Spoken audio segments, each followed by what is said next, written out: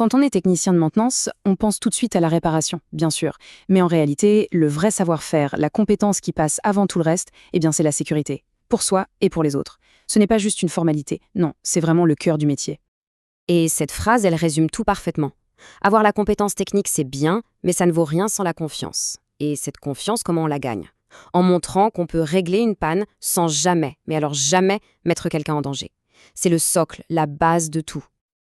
Ok, alors pour éviter un accident, la première chose à faire, c'est de comprendre comment ça marche. Parce que contrairement à ce qu'on pourrait croire, un accident, ça n'arrive jamais par hasard. Non, c'est le résultat d'un processus, une sorte de réaction en chaîne, presque mécanique. Et la bonne nouvelle, c'est que n'importe quelle chaîne, eh bien, on peut la briser. Alors tout part du danger. C'est quoi le danger?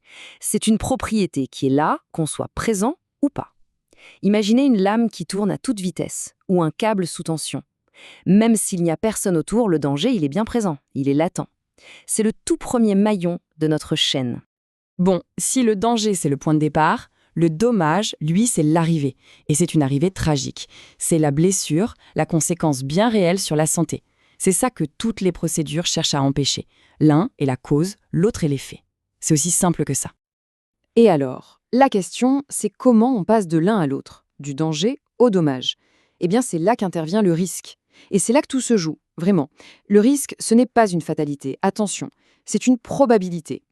C'est la chance, si on peut dire, que le dommage se produise quand on s'expose au danger. Et c'est précisément sur ce maillon-là que la prévention va pouvoir agir. Donc, si on résume la séquence complète, ça donne ça. D'abord, un danger existe. Ensuite, une personne s'en approche. Là, on crée une situation dangereuse. Puis, un événement se produit, et paf, c'est le dommage. Le point absolument crucial à retenir, c'est ça. Il suffit de briser un seul de ces maillons, n'importe lequel, pour que l'accident n'ait tout simplement jamais lieu. Prenons un exemple concret. Ça va tout éclaircir. Le scénario du ventilateur. Le danger, c'est le ventilateur sans sa protection. La situation dangereuse, c'est le technicien qui travaille juste à côté. L'événement déclencheur, c'est sa manche qui se fait happer. Et le dommage, eh bien, c'est la blessure. On voit bien qu'un simple capot en place et toute la chaîne se serait brisée avant même de commencer. Ok, maintenant qu'on a vu comment un accident se produit, changeons d'échelle. Passons de l'accident individuel au système de sécurité global. Parce que la sécurité, ce n'est pas laissé au hasard, loin de là. La loi impose aux entreprises un cadre très structuré pour protéger tout le monde. Et tout part de là, de la loi.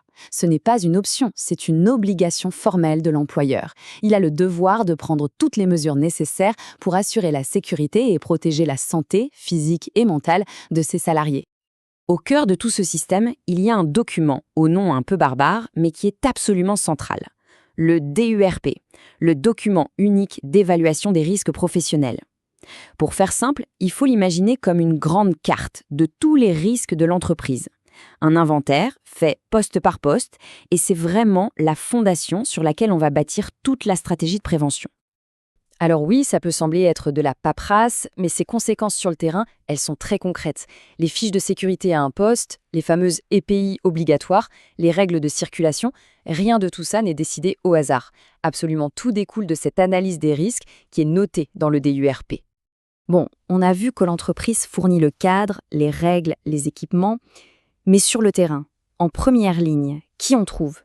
Le technicien. Et son rôle n'est jamais passif. C'est le principal acteur de sa propre sécurité. Et ça, c'est un changement de perspective qui est fondamental. Il ne s'agit pas de subir les règles, il s'agit d'être le premier acteur de la prévention. C'est une responsabilité qui est à la fois personnelle et bien sûr professionnelle. Alors, concrètement, ça veut dire quoi? Premier point, observer et analyser. C'est un réflexe simple mais vital. Avant de commencer quoi que ce soit, on prend juste quelques secondes pour scanner l'environnement.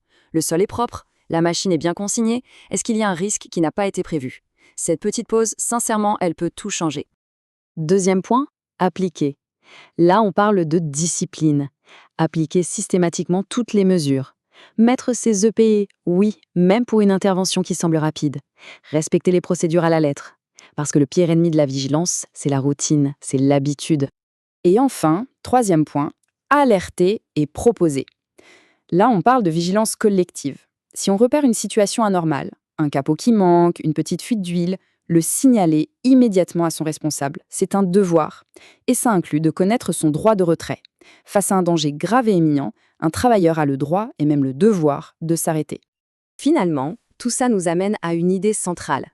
Maîtriser le risque, ce n'est pas juste cocher des cases sur une liste. Non, c'est un état d'esprit professionnel. C'est une culture de la sécurité qui, à force, devient un réflexe. Et on va terminer là-dessus avec une question qui résume tout. La sécurité, est-ce que c'est une règle à suivre ou est-ce que c'est un réflexe à construire? Parce que toute la différence est là. Est-ce que c'est une contrainte extérieure qu'on subit ou alors une compétence interne qu'on développe, qu'on peaufine, jusqu'à ce que ça devienne aussi naturel que de prendre un tournevis pour faire une réparation? La réponse à cette question, c'est ça qui définit le véritable professionnel.